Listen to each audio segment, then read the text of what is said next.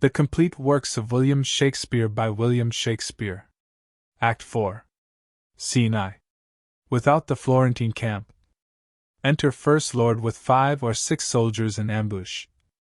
First Lord. He can come no other way but by this hedge corner.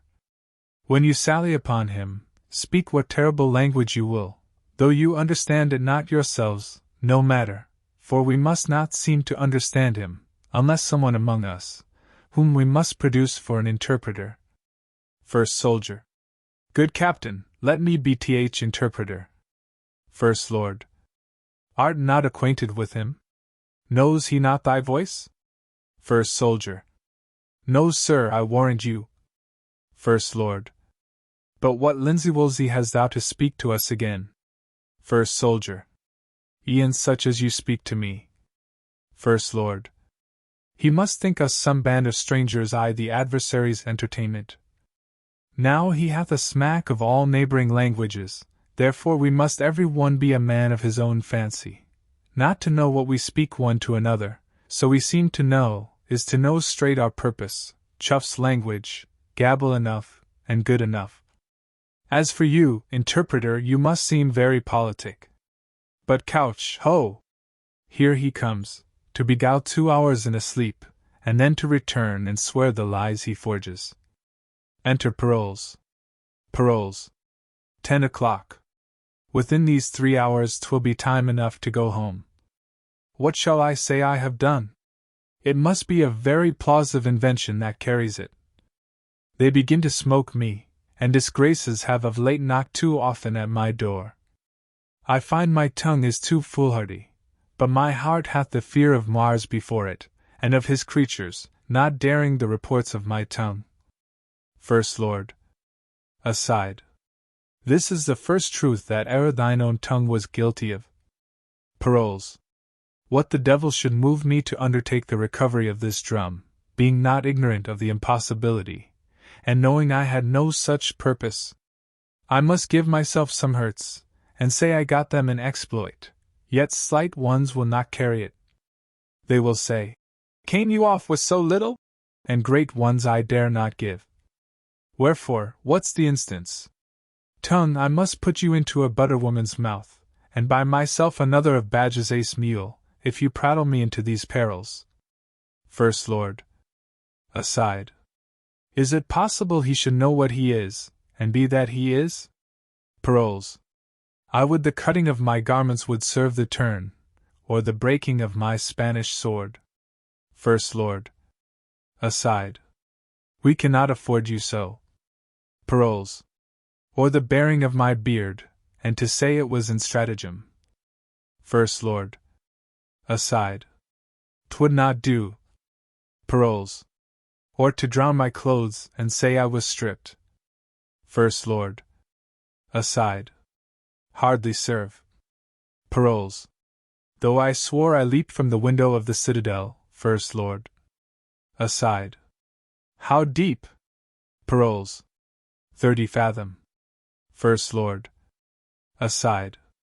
3 great oaths would scarce make that be believed. Paroles.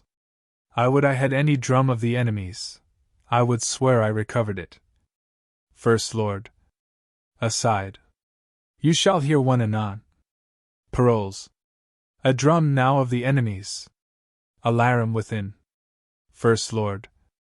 Throca movicis, cargo, cargo, cargo. All. Cargo, cargo, cargo, villiandanda par corbo, cargo. They seize and blindfold him. Paroles. Oh, ransom, ransom. Do not hide mine eyes. First Soldier.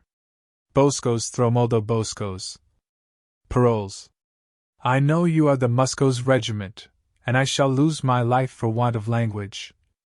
If there be here German, or Dane, Low Dutch, Italian, or French, let him speak to me, I'll discover that which shall undo the Florentine. First Soldier. Boscos vavato. I understand thee, and can speak thy tongue. Caralibanto. Sir, betake thee to thy faith, for 17 poniards are at thy bosom. Paroles. Oh! First Soldier. Oh, pray, pray, pray! Manca Ravania Dulce. First Lord. Oscorbidulcos Valavorco. First Soldier.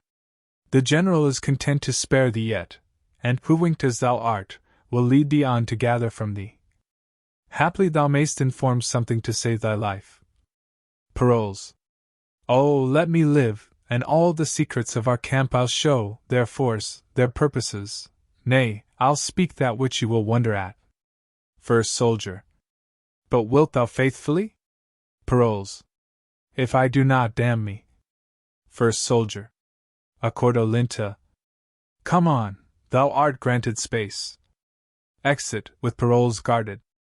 A short alarum within. First Lord. Go tell the Count Roscelin and my brother we have caught the woodcock, and will keep him muffled till we do hear from them. Second Soldier. Captain, I will. First Lord. It will betray us all unto ourselves. Inform on that. Second Soldier. So I will, sir. First Lord. Till then I'll keep him dark, and safely locked. Exeunt. Scene 2. Florence. A room in the widow's house. Enter Bertram and Diana. Bertram. They told me that your name was Fontybell. Diana. No, my good lord, Diana. Bertram. Titled goddess, and worth it, with addition. But, fair soul, in your fine frame hath love no quality? If the quick fire of youth light not your mind, you are no maiden but a monument. When you are dead, you should be such a one as you are now, for you are cold and stern, and now you should be as your mother was. When your sweet self was got. Diana. She then was honest. Bertram. So should you be. Diana. No. My mother did but duty, such, my lord, as you owe to your wife. Bertram. No more of that. I Piarethi do not strive against my vows. I was compelled to her, but I love thee by love's own sweet constraint, and will forever do thee all rights of service. Diana. Aye, so you serve us till we serve you, but when you have our roses, you barely leave our thorns to prick ourselves, and mock us with our bareness. Bertram. How have I sworn? Diana. 'Tis not the many oaths that makes the truth, but the plain single vow that is vowed true. What is not holy, that we swear not by, but take the highest to witness? Then, pray you, tell me, if I should swear by Jove's great attributes I loved you dearly, would you believe my oaths when I did love you ill? This has no holding, to swear by him whom I protest to love that I will work against him. Therefore your oaths are words and poor conditions, but unsealed, at least in my opinion. Bertram. Change it, change it. Be not so wholly cruel. Love is holy, and my integrity ne'er knew the crafts that you do charge men with. Stand no more off, but give thyself unto my sick desires, who then recovers. Say thou art mine, and ever my love as it begins shall so persever. Diana. I see that men make hopes in such a case, that we'll forsake ourselves. Give me that ring. Bertram. I'll lend it thee, my dear, but have no power to give it from me. Diana. Will you not, my lord? Bertram. It is an honor longing to our house, bequeathed down from many ancestors, which were the greatest obloquy I the world need to lose. Diana. Mine honors such a ring. My chastity's the jewel of our house, bequeathed down from many ancestors, which were the greatest obloquy I the world need to lose. Thus your own proper wisdom brings in the champion honor on my part against your vain assault. Bertram. Here, take my ring, my house, mine honor, yea, my life be thine, and I'll be bid by thee. Diana. When midnight comes, knock at my chamber window. I'll order take my mother shall not hear.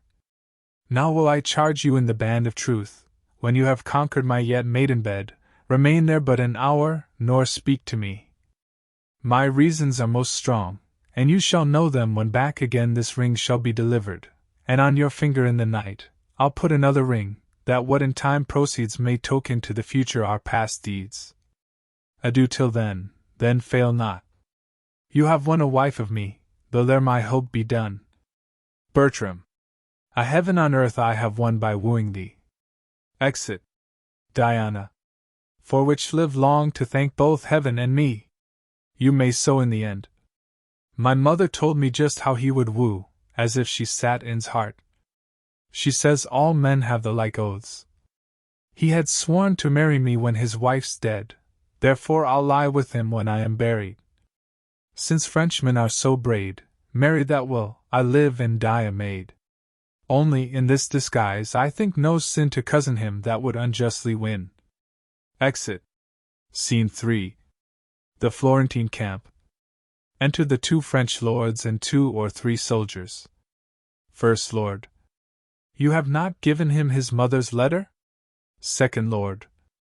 I have delivered it an hour since. There is something in that stings his nature, for on the reading it, he changed almost into another man. First Lord. He has much worthy blame laid upon him for shaking off so good a wife and so sweet a lady. Second Lord.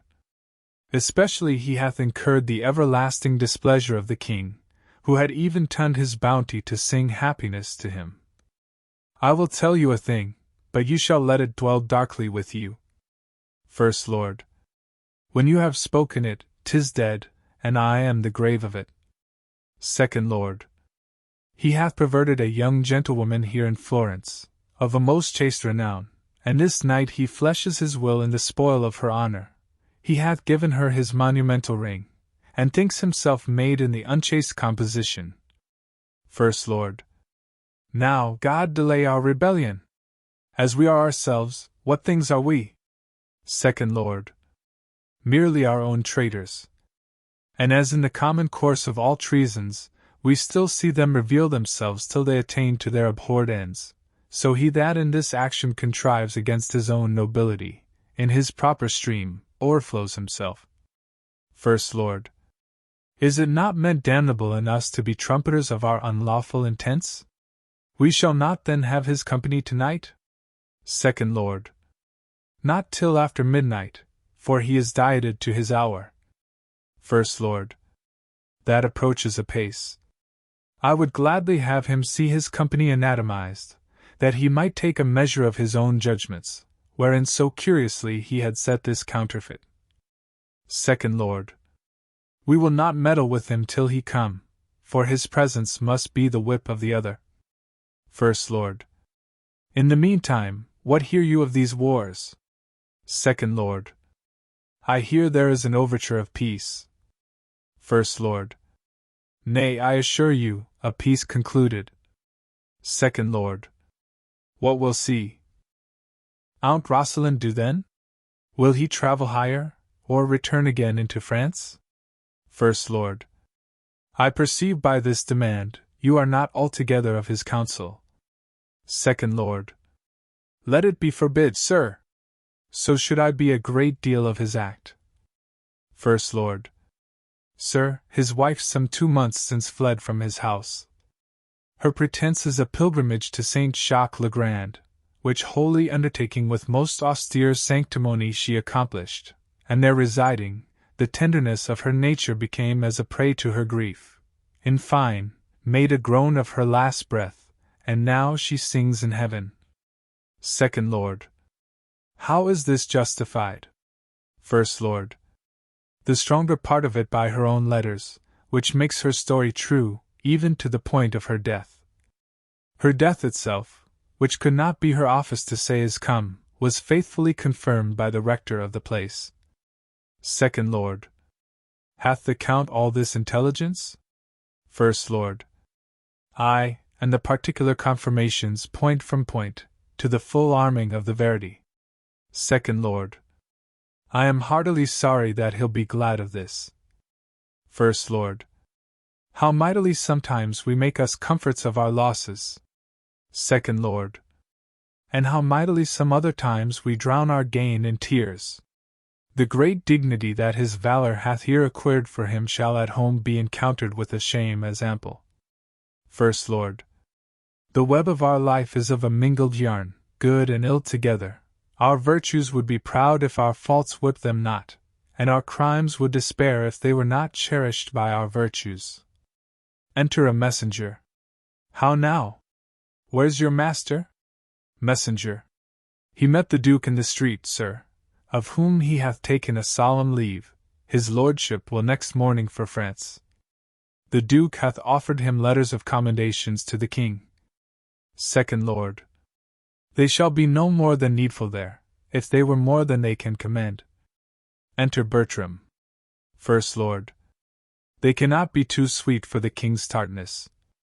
Here's his lordship now. How now, my lord, is not after midnight? Bertram. I have tonight dispatched 16 businesses, a month's length apiece. By an abstract of success, I have congied with the Duke, done my adieu with his nearest, buried a wife, mourned for her, writ to my lady mother I am returning, entertained my convoy, and between these main parcels of dispatch effected many nicer needs.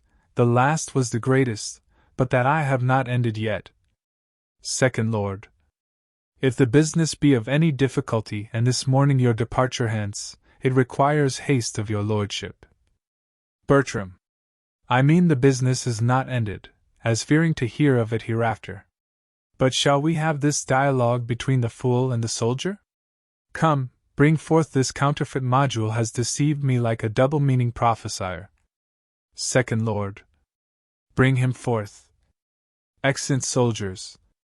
Has sat I the stocks all night, poor gallant knave. Bertram.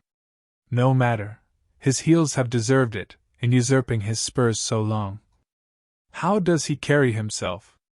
First Lord. I have told your lordship already, the stocks carry him.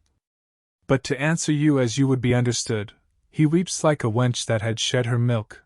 He hath confessed himself to Morgan, whom he supposes to be a friar, from the time of his remembrance to this very instant disaster of his setting I the stocks. And what think you he hath confessed? Bertram. Nothing of me, has he? Second Lord. His confession is taken, and it shall be read to his face. If your lordship be it, as I believe you are, you must have the patience to hear it. Enter soldiers with paroles. Bertram. A plague upon him. Muffled. He can say nothing of me. Hush, hush. First Lord. Hoodman comes. Porto Tartarassa. First Soldier. He calls for the tortures. What will you say without M? Paroles. I will confess what I know without constraint. If ye pinch me like a pasty I can say no more. First Soldier. Bosco Chimurcho. First Lord. Bablabindo Shikermiko. First Soldier. You are a merciful general. Our general bids you answer to what I shall ask you out of a note. Paroles. And truly, as I hope to live. First Soldier. First demand of him how many horse the Duke is strong. What say you to that? Paroles. 5 or 6,000, but very weak and unserviceable. The troops are all scattered, and the commanders very poor rogues, upon my reputation and credit, and as I hope to live. First Soldier. Shall I set down your answer so? Paroles. Do. I'll take the sacrament on tea, how and which way you will. Bertram. All's one to him. What a past-saving slave is this? First Lord. You are deceived, my lord. This is Monsieur Paroles, the gallant militarist. That was his own phrase, that had the whole theoric of war in the knot of his scarf, and the practice in the chape of his dagger. Second Lord. I will never trust a man again for keeping his sword clean, nor believe he can have everything in him by wearing his apparel neatly. First Soldier. Well, that's set down. Paroles. 5 or 6,000 horse I said. I will say true, or there. About's set down, for I'll speak truth. First Lord. He's very near the truth in this. Bertram. But I con him no thanks for't in the nature he delivers it. Paroles. Poor rogues, I pray you say. First Soldier. Well, that's set down. Paroles. I humbly thank you, sir. A truth's a truth, the rogues are marvellous poor. First Soldier. Demand of him of what strength they are afoot. What say you to that? Paroles. By my troth, sir, if I were to live this present hour, I will tell true. Let me see, Spurio, 150, Sebastian, so many, Carambus, so many, Jacques, so many, Diltian, Cosmo, Lodowick, and Gratii, 250 each, mine own company, Kaidefer, Valmond, Benchii, 250 each, so that the muster file, rotten and sound, upon my life, amounts not to 15,000 pole. Half of the which dare not shake the snow from off their cassocks lest they shake themselves to pieces. Bertram. What shall be done to him? First Lord. Nothing, but let him have thanks. Demand of him my condition, and what credit I have with the Duke. First Soldier. Well, that's set down. You shall demand of him whether one Captain Demain be I the camp, a Frenchman, what his reputation is with the Duke, what his valor, honesty, and expertness in wars, or whether he thinks it were not possible with well-weighing sums of gold to corrupt him to a revolt. What say you to this? What do you know of it? Paroles. I beseech you, let me answer to the particular of the interrogatories. Demand them singly. First Soldier. Do you know this Captain Demain? Paroles. I know him. He was a botcher's prentice in Paris, from whence he was whipped for getting the Shreve's fool with child, a dumb innocent that could not say him nay. First Lord lifts up his hand in anger. Bertram. Nay, by your leave, hold your hands, though I know his brains are forfeit to the next tile that falls. First Soldier. Well, is this captain in the Duke of Florence's camp? Paroles. Upon my knowledge he is, and lousy. First Lord. Nay, look not so upon me. We shall hear of your lordship anon. First Soldier. What is his reputation with the Duke? Paroles. The Duke knows him for no other but a poor officer of mine, and writ to me this other day to turn him out o' the band. I think I have his letter in my pocket. First Soldier. Marry, we'll search. Paroles. In good sadness, I do not know, either it is there or it is upon a file, with the Duke's other letters, in my tent. First Soldier. Here 'tis, here's a paper, shall I read it to you? Paroles. I do not know if it be it or no. Bertram. Our interpreter does it well. First Lord. Excellently. First Soldier. Reads. Hien, the Count's a fool, and full of gold. Paroles. That is not the Duke's letter, sir, that is an advertisement to a proper maid in Florence, one Diana, to take heed of the allurement of one Count Roscelin, a foolish idle boy, but for all that very rudish. I pray you, sir, put it up again. First Soldier. Nay, I'll read it first by your favor. Paroles.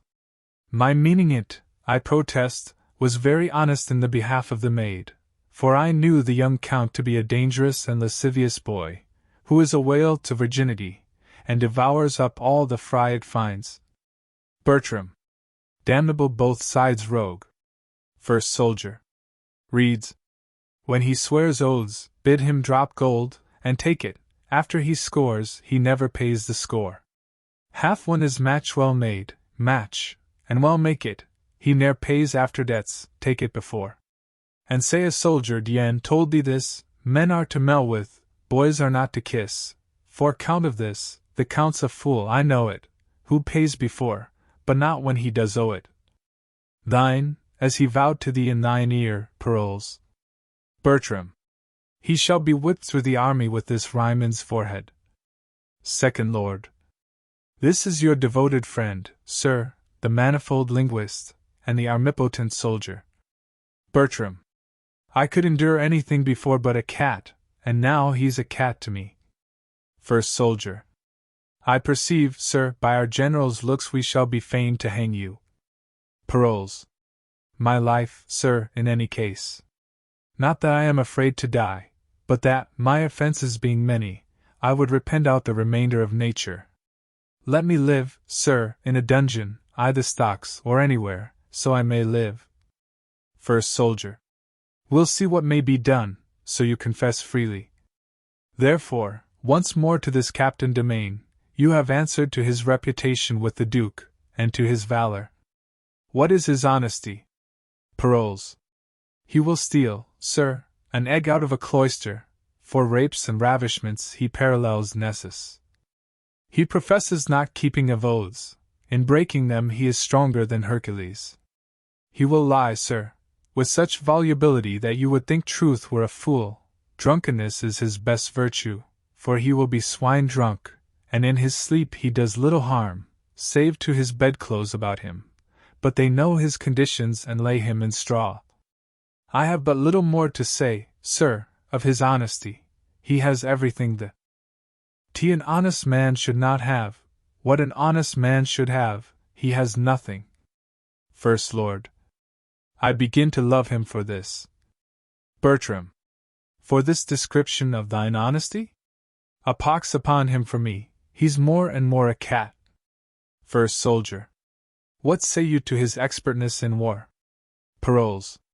Faith, sir, has led the drum before the English tragedians. To belie him I will not, and more of his soldiership I know not, except in that country he had the honor to be the officer at a place there called Mileland, to instruct for the doubling of files. I would do the man what honor I can, but of this I am not certain. First Lord. He hath outvillained villainy so far that the rarity redeems him. Bertram. A pox on him. He's a cat still. First Soldier. His qualities being at this poor price, I need not to ask you if gold will corrupt him to revolt. Paroles. Sir, for a quart DCU he will sell the fee simple of his salvation, the inheritance of it, and cut the entail from all remainders, and a perpetual succession for it perpetually. First Soldier. What's his brother, the other Captain Domain? Second Lord. Why does he ask him of me? First Soldier. What's he? Paroles. E'en a crow o' the same nest, not altogether so great as the first in goodness, but greater a great deal in evil. He excels his brother for a coward, yet his brother is reputed one of the best that is. In a retreat he outruns any lackey, marry, in coming on he has the cramp. First Soldier. If your life be saved, will you undertake to betray the Florentine? Paroles. Aye, and the captain of his horse, Count Roscelin. First Soldier. I'll whisper with the general, and know his pleasure. Paroles. Aside. I'll no more drumming, a plague of all drums. Only to seem to deserve well, and to beguile the supposition of that lascivious young boy the Count, have I run into this danger, yet who would have suspected an ambush where I was taken? First Soldier. There is no remedy, sir, but you must die. The general says you that have so traitorously discovered the secrets of your army, and made such pestiferous reports of men very nobly held, can serve the world for no honest use. Therefore you must die. Come, headsman, off with his head. Paroles. O Lord! Sir, let me live, or let me see my death. First Soldier. That shall you, and take your leave of all your friends. Unmuffling him. So, look about you, know you any here? Bertram. Good morrow, noble captain. Second Lord. God bless you, Captain Paroles. First Lord. God save you, noble captain. Second Lord. Captain, what greeting will you to my Lord Lafeu? I am for France. First Lord. Good captain, will you give me a copy of the sonnet you writ to Diana in behalf of the Count Roscelin? And I were not a very coward I'd compel it of you, but fare you well. Exeunt Bertram, Lords and C. First Soldier. You are undone, captain, all but your scarf, that has a knot on't yet. Paroles. Who cannot be crushed with a plot. First Soldier. If you could find out a country where but women were that had received so much shame, you might begin an impudent nation. Fare you well, sir. I am for France too. We shall speak of you there. Exeunt. Paroles. Yet am I thankful. If my heart were great 'twould burst at this. Captain, I'll be no more, but I will eat, and drink, and sleep as soft as Captain shall. Simply the thing I am shall make me live. Who knows himself a braggart, let him fear this, for it will come to pass that every braggart shall be found an ass. Rust, sword, cool, blushes, and paroles live safest in shame, being fooled, by foolery thrive. There's place and means for every man alive. I'll after them. Exit. Scene 4. Florence. A room in the widow's house. Enter Helena, widow, and Diana. Helena. That you may well perceive I have not wronged you, one of the greatest in the Christian world shall be my surety, for whose throne 'tis needful, ere I can perfect mine intents, to kneel. Time was I did him a desired office, dear almost as his life, which gratitude through flinty Tartar's bosom would peep forth, and answer thanks. I duly am informed his grace is at Marseilles, to which place we have convenient convoy. You must know I am supposed dead. The army breaking, my husband hies him home, where, heaven aiding, and by the leave of my good lord the king, will be before our welcome. Widow. Gentle madam, you never had a servant to whose trust your business was more welcome. Helena. Nor you, mistress, ever a friend whose thoughts more truly labor to recompense your love. Doubt not but heaven hath brought me up to be your daughter's dower, as it hath fated her to be my motive and helper to a husband. But, O strange men! That can such sweet use make of what they hate, when saucy trusting of the cousin thoughts defiles the pitchy night. So lust doth play with what it loathes, for that which is away. But more of this hereafter.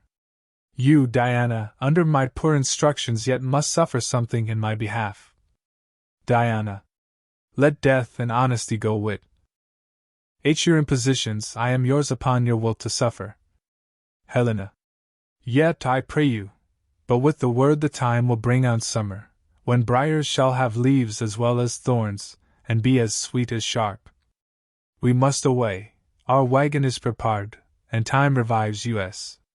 All's well that ends well, still defines the crown. Whatever the course, the end is the renown. Exeunt. Scene V. Rosalind. A room in the Countess's palace. Enter Clown, Countess, and Lafeu. Lafeu. No, no, no, your son was misled with a snip-taffeta fellow there, whose villainous saffron would have made all the unbacked and dowy youth of a nation in his color. Your daughter-in-law had been alive at this hour, and your son here at home, more advanced by the king than by that red-tailed humblebee I speak of. Countess. I would I had not known him. It was the death of the most virtuous gentlewoman that ever nature had praised for creating. If she had partaken of my flesh and cost me the dearest groans of a mother, I could not have owed her a more rooted love. Lafeu. 'Twas a good lady, 'twas a good lady. We may pick 1,000 salads ere we light on such another herb. Clown. Indeed, sir, she was the sweet marjoram of the salad, or rather, the herb of grace. Lafeu. They are not herbs, you knave, they are nose herbs. Clown. I am no great Nebuchadnezzar, sir.